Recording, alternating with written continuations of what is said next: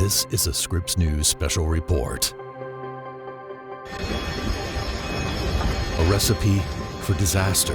Gale force winds, bone-dry grass, a spark, then infernos. Front Street is completely gone. People had to jump into the ocean to escape the fire. Not all of them made it. A historic town teeming with tourists turned death trap. Could more lives have been saved? Oh my gosh, look at the harbor. Do you regret not sounding the sirens? I do not. Stories of survival, resilience, and unimaginable loss. This is a Scripps News special report. Lost Island, the Maui wildfires. Reporting from Lahaina, Maui, Scott Withers. Thanks for joining us. There is so much here that is lost, the lives, the property, the beauty of this tropical island. But what is not lost is the hope, the community, the love, the Ohana family. Right now on Maui, we are seeing signs of recovery already beginning. Vehicles are moving again, schools are reopening, but for far too many, life will never go back to the way it was. And it all began with a spark. Freaking power line just went down. Grab my little water hose. One of the worst fire disasters in American history appears to have begun with downed power lines. I hear a pop coming from across the street. As soon as I hear the pop, all I heard is like electrical, like bzzz, going on the ground there. Look, there's the power line right there. The first downed wire seen in this video early morning on Tuesday, August 8th, came as forecasters issued warnings for Hurricane Dora. Winds were gusting up to 80 miles per hour. You got dry fuel, trees, plants. You got low humidity and high winds. That fire appeared to be extinguished, said to be 100% contained, but the disaster was only beginning. By Tuesday afternoon, the Lahaina fire had escaped containment. Power lines were already knocked down. Some were still live. Communication was limited. Most people didn't know of the danger brewing. Fire crews were on the front lines of 3 separate fires. Late Tuesday afternoon, local emergency management posted on social media, ordering residents to evacuate to the Lahaina Civic Center.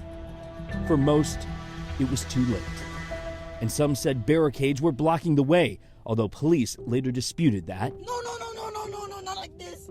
Not like this. Some escaped the flames by jumping into the ocean. U.S. Coast Guard ships didn't or couldn't arrive until that night, rescuing people, both children and adults, from the water. The next day, Wednesday, 2 blazes continued to burn. The immediate death toll was 6, but with the heart of Lahaina destroyed, it was clear early things were about to get much worse. Let me show you where we're standing here in Lahaina. You can see behind me here the devastation of the houses all the way to the Pacific Ocean coastline. The smokestack, that's all that's left of the old factory here. Then Front Street, historic area, it's all gone. Joining me now is my colleague Dan Grossman. You have been traveling this island from the top of the mountain down to the coastline, out on the ship. You're traveling and tracking the people that are trying to help this community survive. Whenever these natural disasters happen, you see people come from far and wide, but I think anyone who has been here on Maui can see this special sense of community that is here. It first started out with shipping donations, taking them, as you mentioned, by boat to the survivors. We went up to Kula, one of the towns that was affected by one of the fires, and we saw people taking hoses, pickaxes, anything from their garages to be able to help keep their families' homes and their neighbors' homes safe from fires and hotspots that are still here on the island. Ready? Here we go. A sense of relief will come to Maui, but this day was not that day. Volunteers who lined the Lani Kai 2 knew yet another grueling day of getting supplies to those who needed them most stood ahead of them. Now's a good time to get a belly full of water. You're going to be on hot sand, midday, Kaanapali, unloading for an hour straight. Efforts like this have been going on for nearly a week. First, survival items like clothes and water were needed in Lahaina. Now, more long-term things like gas and propane are making their way to the town that has lost so much. All right, perfect. We've got more people on the way, too. And as friends and strangers prepared for what laid ahead, they knew this supply drop was not like the rest. This is one of the many boats locals have relied on to get much-needed supplies to those in Lahaina. If you take a look, there is gas, there is diesel, there are hundreds, if not thousands, of water bottles, and there is propane to be able to cook much of the food that has been graciously given to those in need. Now, the people who have been loading and unloading this are not just volunteers who are giving their free time. They are people who need these supplies as much as anyone else. Everything's ash. Our house, my business, everything's gone. On board the Lani Kai was Cindy Tatum, one of the several volunteers who felt this trip was monumental. She escaped the flames with her boyfriend. This was the first time she was able to see the remains of her home since they had been extinguished. Oh my God. Oh my God. Those were the only 3 words Cindy could muster. Her mind wasn't centered on what she couldn't change. Instead, it was focused on what she could. It's the only thing I'm focused on, actually. I'm finding that out, you know? I haven't slept. I'm exhausted. I can't sleep at night because I'm just like thinking of ways to get up here and do something. That time to do something came soon enough. We got 12 more cylinders.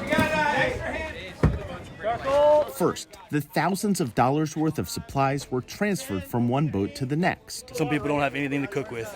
Grills are the way.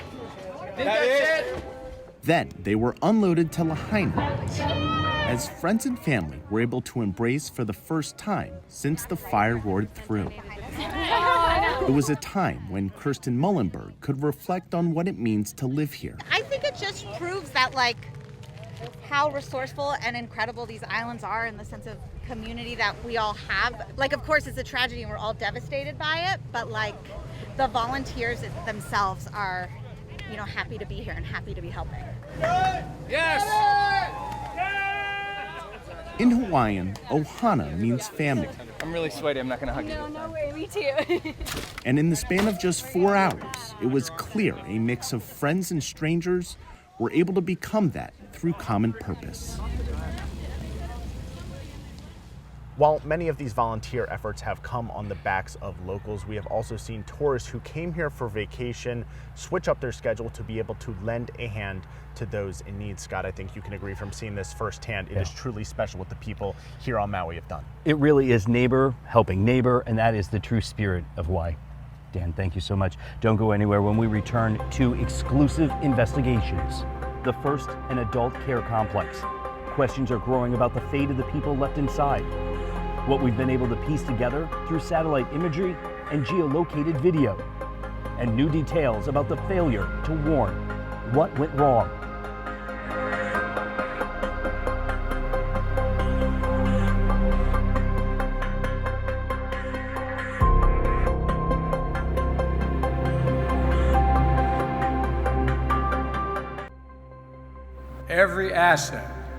Every asset they need will be there for them. And we'll be there in Maui as long as it takes. This is a Scripps News special report. Here again, Scott Withers. What we're witnessing here in Lahaina is mass devastation. The damage estimates, they're staggering, more than $5 billion and growing. Lahaina is the former capital of the Hawaiian Kingdom. It was where the Hawaiian kings and queens lived. History that cannot be replaced or forgotten. The rebuilding here will take years, and this historic town will never look the same. There are still so many unknowns, so many remains left to be found, so many to identify. In recent days, we've been looking into a complex of buildings. They were adult care centers. There's conflicting information about how many people were inside when those fires approached. Jake Godin reports on what we know now. The complex we identified in Lahaina consisted of 7 buildings. And now we're learning more about what happened and why residents may have thought that they were safe. These accounts come from staff who were there as the fires broke out. The timeline begins just minutes after the first fire is reported on Maui. It's early in the morning of Tuesday, August 8th. A staff member inside the Hale Mahaolu Iono apartments reports seeing smoke and alerts tenants that they need to evacuate. The account, detailed for the first time in a timeline provided by the management company. As smoke is seen outside, staffers go door to door throughout the complex. But by 9 a.m., Maui County officials say the fire is 100% contained. The situation doesn't stay calm for long, though. By 10:30, the winds are picking up, and by 11:30, smoke is building outside. There's still no evacuation notice, but the resident manager said he decided to act, evacuating with his wife.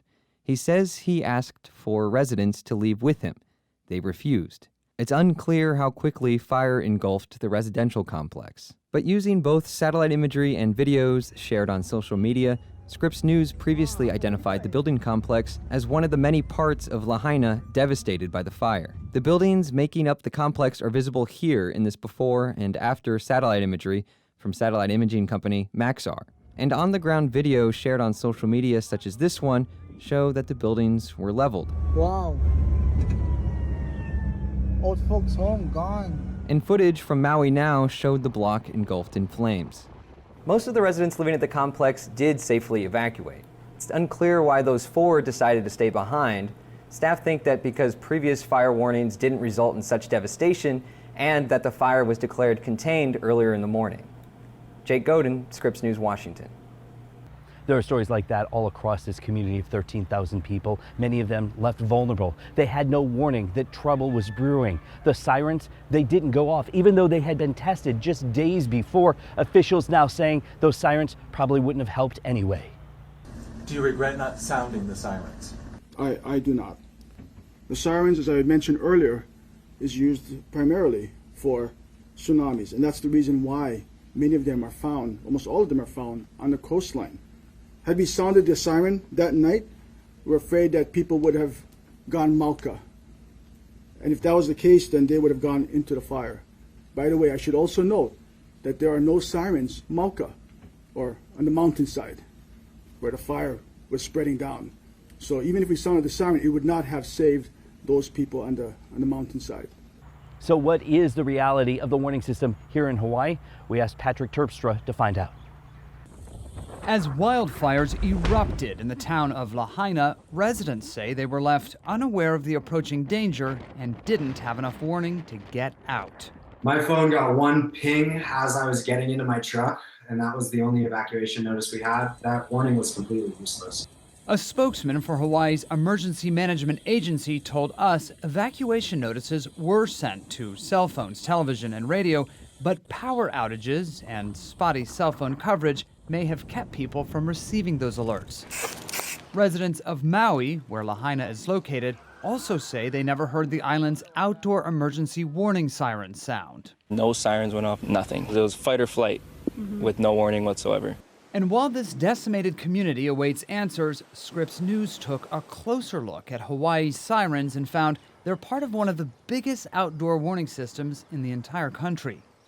There are more than 400 sirens across the state. The alarms are meant to alert people outdoors that an emergency is happening and to turn on the radio or TV for information.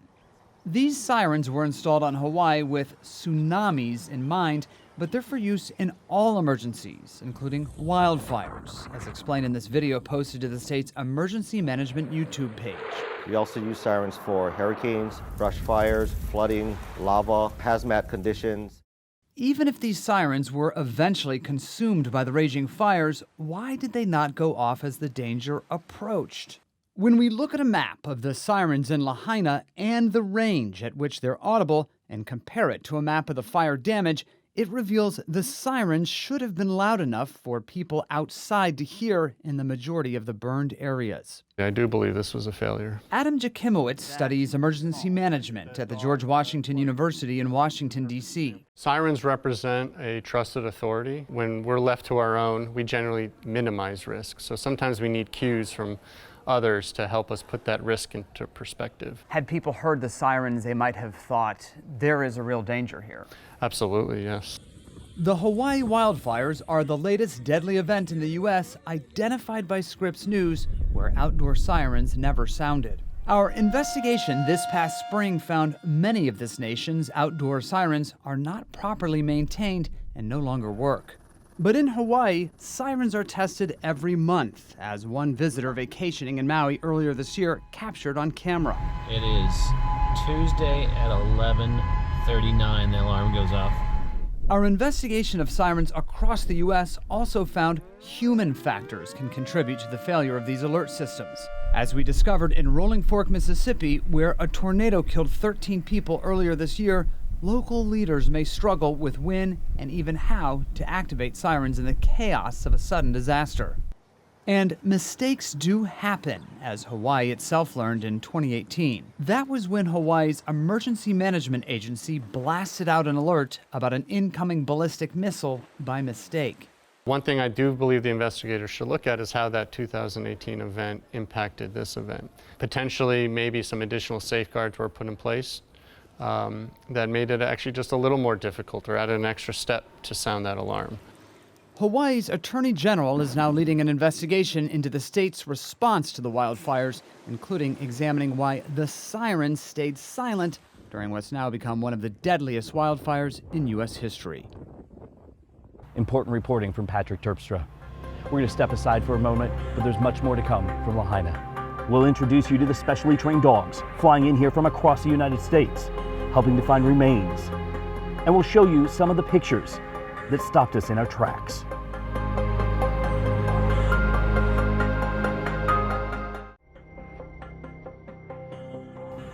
In our final moments here, it's been less than 2 weeks since a wildfire ripped through the town, destroying everything. The grim task underway to identify and locate those remains. It will be that way for a while. Our friend Vanessa Mashanya introduces us to some special dogs trained to help. Yes, let's go. Let's go. A job is just a job unless you love what you do. He's ready to work. And it's quite obvious that's the case here for these search dogs, Max and Lincoln. Where is it? John Izant is Lincoln's handler. Yes, good dog. Linda Holden is Max's. They belong to King County Search Dogs, a volunteer organization in Washington state that deploys canine teams to help first responders. Their dogs are specially trained to find missing people as well as locate the remains of someone who has already died. It's a complex discipline that takes months of training to do. Human remains or cadaver is difficult because there are many stages that a body goes through as it actually decomposes. And there are different smells associated with each one of those. These dogs are even trained to go through the ash and debris of a fire where visually it's impossible to find human remains. But a dog's nose is able to compartmentalize smells and can pinpoint the exact location of one of the many smells they're trained to pick up on. He's getting close to it. It's up to the handlers to read the environment and the weather, factoring in how the scent might have moved and interpret what their dog is signaling. Yes, good boy, break. They're certainly picking up a lot of information. But then when we can train them so then they can actually find and help other people, that just takes it that next step. Dogs like Max and Lincoln are being used right now in Lahaina, Hawaii, which has been largely destroyed in the Maui wildfires.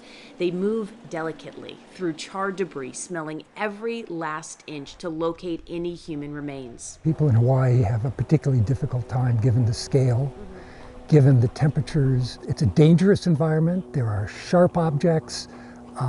They will work probably short periods of time and have to rest their dogs, decontaminate their dogs. Yes, he's a clever boy. For the dogs, this work is just a game. It has to be for them, or else they would not do it. For the handlers, however, it can take a serious mental toll. If the handlers feeling stressed or upset about the situation, then they will read that and it will change their behavior. While we're actually working, I find most of my focus is on him. Afterwards, that's when it's nice to have your buddy with you. For the handlers, they say the partnership with their dogs is what makes this work so effective as well as rewarding. This is a wonderful example, very American example of neighbors helping neighbors. And I'm lucky that right now I have a dog that in some circumstances can go out and help some of my neighbors when they need it. Vanessa Mashanya, Scripps News, King County, Washington. Those dogs are so important. For many families, this is likely the best hope they have of getting anything close to closure. We arrived here in Hawaii the day after the fire started burning, but we waited to come to Lahaina until after we knew for sure that we wouldn't be in the way. Some of the sights that were here waiting for us were breathtaking. People like Summer Gerling, standing on rubble that used to be her home. Here she's holding her piggy bank. Can only imagine what's running through her mind. Her piggy bank survived. So many of her neighbors, her friends, did not. That is the cruelty of this fire, and it is so evident. Thank you for watching this Scripps News special, Lost Island. In the weeks and months to come, we hope that truly some of what's been lost can be found. If anybody can come together and get through this, it is the people of Hawaii.